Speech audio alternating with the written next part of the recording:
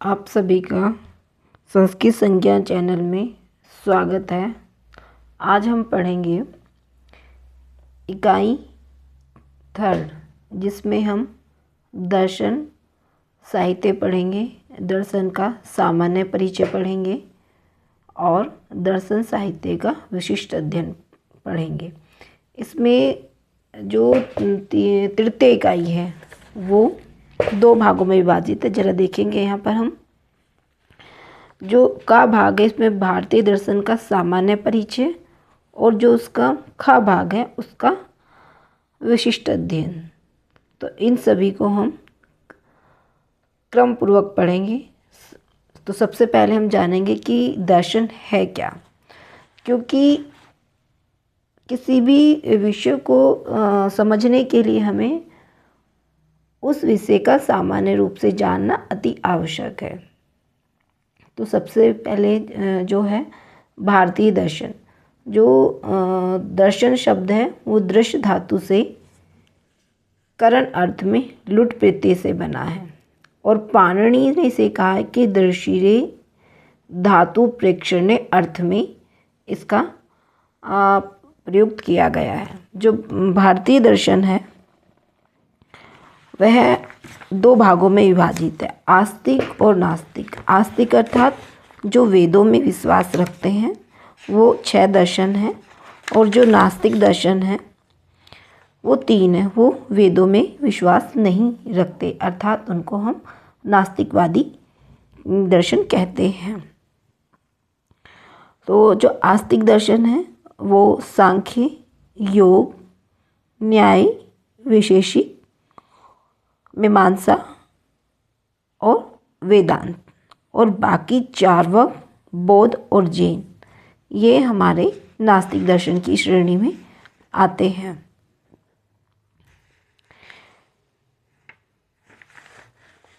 और थोड़ा सा हम ये भी जानने का प्रयास करेंगे कि जो हमारे जो दर्शन है सांख्य, योग, न्याय, वैशेषिक, इनके प्रतिपादक कौन है। तो जो सांख्य दर्शन के जो प्रणेता हैं वो कपिल हैं, और योग दर्शन के पतंजलि, न्याय के गौतम, वैशेषिक के कणाद, पूर्व मीमांसा के जैमिनी, उत्तर मीमांसा अर्थात वेदांत के प्रतिपादक हैं बादरायण। चार्वाक दर्शन बृहस्पति या चार्वाक, बौद्ध दर्शन महात्मा गौतम बुद्ध, जैन दर्शन ऋषभदेव या महावीर स्वामी, इनके दर्शन के प्रतिपादक हैं। अब जैसा हमारे पाठ्यक्रम में है कि जो का भाग है भारतीय दर्शन का सामान्य परिचय, देखो तो इसमें हमें प्रमाण मीमांसा पढ़नी है, तत्व मीमांसा पढ़ना है और आचार मीमांसा पढ़ना है। कि इन जो दर्शनों में है ये हमारे 9 दर्शन हो जाएंगे, 6 आस्तिक है और 3 हमारे नास्तिक दर्शन के परिप्रेक्ष्य को लेकर जानना है कि उसमें प्रमाण मीमांसा क्या है, तत्व मीमांसा क्या है और आचार मीमांसा क्या है। तो इसको देखेंगे हम। कुछ मैंने नोट्स बनाए हैं जिनका मैं आप लोगों के सामने प्रस्तुत करने जा रही हूँ।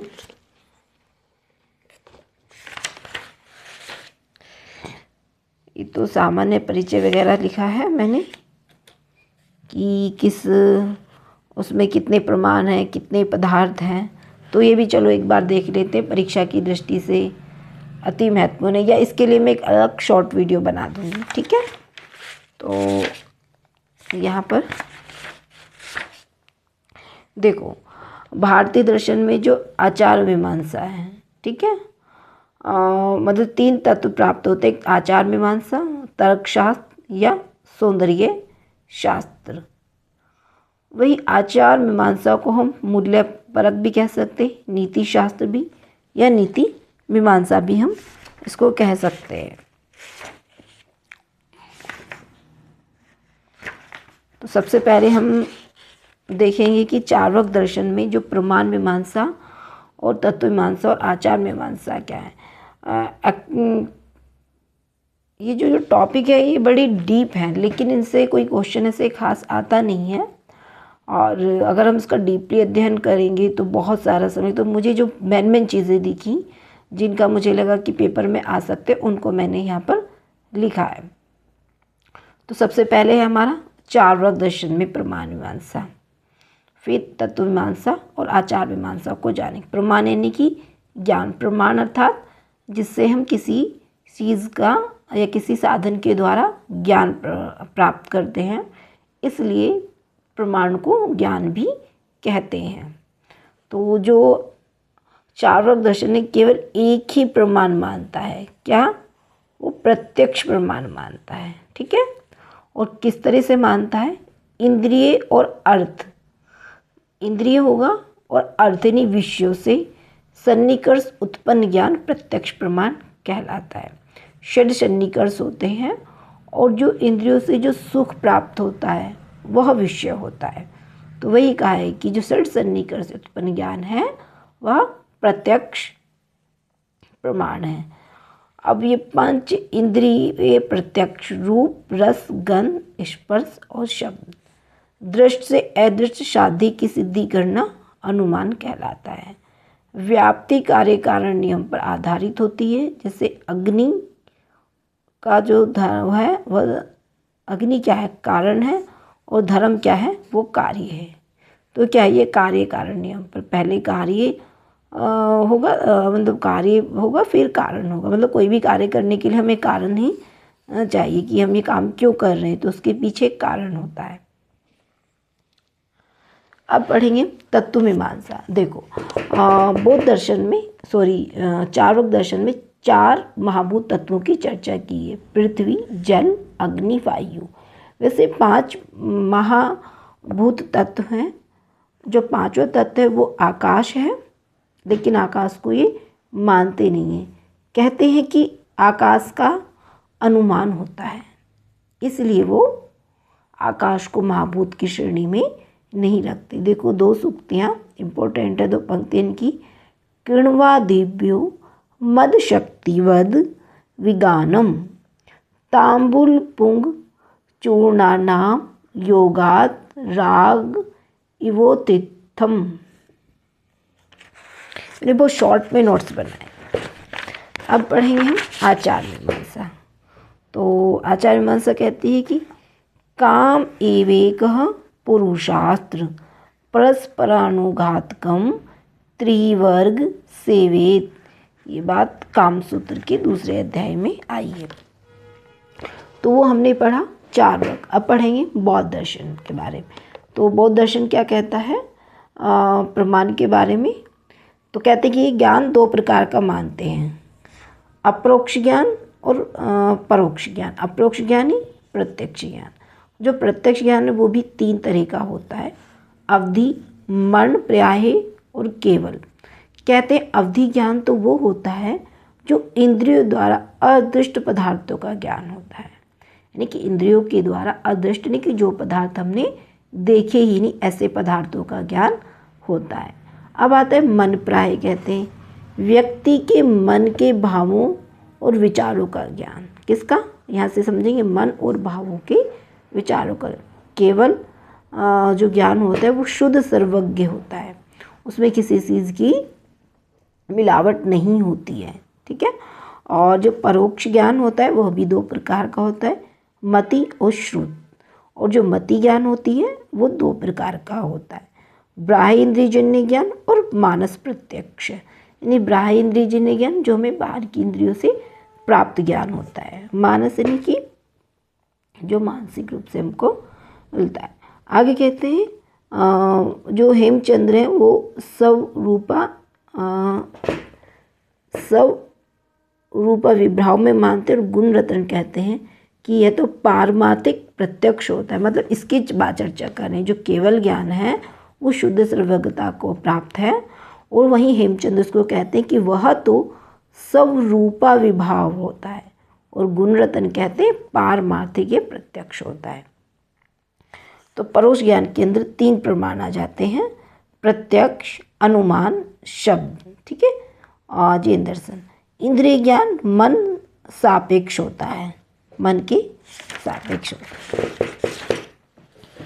तत्वमीमांसा ये कहते हैं कि वस्तुवादी होते हैं, सापेक्षतावादी होते हैं और बहुतत्ववादी होते हैं। अनंत धर्मात्मेकमौ तत्वम, यानी कि अनंत धर्मों में अनेक तत्व होते हैं। उत्पादव्य धौर्य संयुक्तम सत द्रव्य गुण प्रियायवत द्रव्यम। द्रव्य दो प्रकार का होता है, अस्थिकाय और अनस्थिकाय। अस्थिकाय किसे कहते हैं कि विस्तार युक्त अर्थात सत्ता युक्त होने से अस्थि शरीर वार विस्तार होने पर वह काय कहलाता है, ठीक है। अस्थिकाय यानी कि जो विस्तार से युक्त हो, जो सत्ता से युक्त हो, वह अस्थि कहलाता है। अनास्थिकाय क्या होता है, जो शरीर विस्तार होने पर होता है। अब देखो इसके जो भेद हैं वो 5 हैं, जीव, पुद्गल, आकाश, धर्म और अधर्म। जो जीव होता है वो 2 प्रकार का होता है, बद्ध और मुक्त। बद्ध है ये, ठीक है। और यह भी 2 प्रकार का होता है, त्रस जिसको कहते हैं जंगम और स्थावर। ये केवल एक ही जीव वाला होता है, स्थावर होता है जो एक ही जगह रही, ठीक है। और ये जो जंगम है ये कैसा होता है, 5 इंद्रियों वाला भी होता है, 4 इंद्रियों वाला भी होता है और 2 इंद्रियों वाला भी होता है। जैन दर्शन जीव को ज्ञाता कर्ता भोक्ता मानता है। क्या मानता है, वह ज्ञाता भी है, कर्ता भी है और भोक्ता भी है। एक बार हम इसको फिर पढ़ेंगे। जो आकाश है वो अजीव है, ठीक है।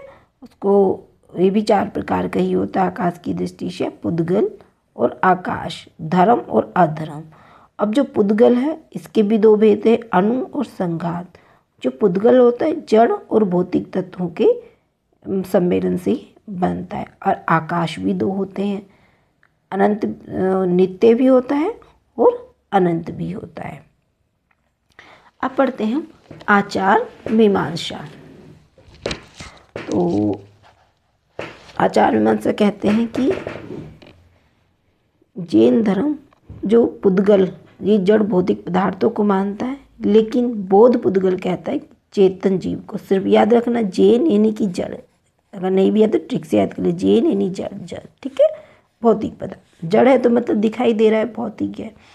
पुद्गल पूरियंती गलंती च, अन्य दर्शनों में कहा गया परमाणु होता है, ये प्रधान कह सकते हैं, प्रकृति, अचित, माया इत्यादि। ज्ञान मीमांसा ही स्यादवाद, इसमें सप्त स्याद का सिद्धांत है, तो वही उन्होंने कहा कि वही ज्ञान है। और तत्व मीमांसा का जो सिद्धांत है वो अनेकांतवाद कहलाता है। अनेकांतवाद कैसा है, वस्तु और धर्म में अनंत धर्मकम वस्तु अनंत धर्मात्मेन त्वत्वम। और जो स्यादवाद है वो स्यात् यानी सापेक्षतः, स्यात्कारा सत्यलाक्षाना। जैन के अनुसार वाक्य 3 प्रकार के होते हैं, दृढ़ति निदृढ़ प्रमाण। एक देश विशिष्टो अर्थो नयस्य विश्व मतः, ये न्यायावतार के अनुसार है। अब आता है जो सप्त स्यात् है, जो जिसको स्यादवाद भी कहते हैं, वो सप्तभंगी न्याय कहलाता है या सप्तभंगी सिद्धांत भी वो कहलाते हैं। और पहली बार जो इसका कहाँ प्राप्त होता है, ये पंचाशीतिकायसार प्रवचन सूत्र में कुंदकुंदाचार्य ने इसको लिखा है। 2 प्रथम से जो अस्ति कहता है कि कुछ है, नास्ति कहता है कि कुछ भी नहीं है। अस्ति नास्ति है भी और नहीं भी। स्यात् अव्यक्तवयम, यानी कि उसको हम व्यक्त ही नहीं कर सकते। फिर स्यात् अस्ति च अव्यक्तम, यानी कि है और उसको व्यक्त नहीं कर सकते। फिर आता है छठा स्यात् नास्ति च अव्यक्तम, यानी कि नहीं है और उसको व्यक्त भी हम नहीं कर सकते हैं। आगे कहते स्यात् अस्ति च नास्ति च अव्यक्तम, यानी कि है नहीं है और अव्यक्त के रूप में भी वह है। तो वो सिद्धांत है। योग पदार्थ व स्याद्व्यक्तम तत् प्रत्येक न्याय वाक्य के पूर्व स्यात् का प्रयोग करते हैं। तो देखो ये हमने 3 अपने चार बौद्ध और जैन दर्शनों के आचार और तत्वमीमांसा के बारे में जाना। नेक्स्ट वीडियो में हम आप लोगों के साथ जल्दी ही जो 6 आस्तिक दर्शन हैं उनकी आचार मीमांसा को लेकर उपस्थित होंगे। तब तक के लिए इसका रिवीजन करिए और आगे का जो पाठ्यक्रम है उसको हम पढ़ेंगे। धन्यवाद।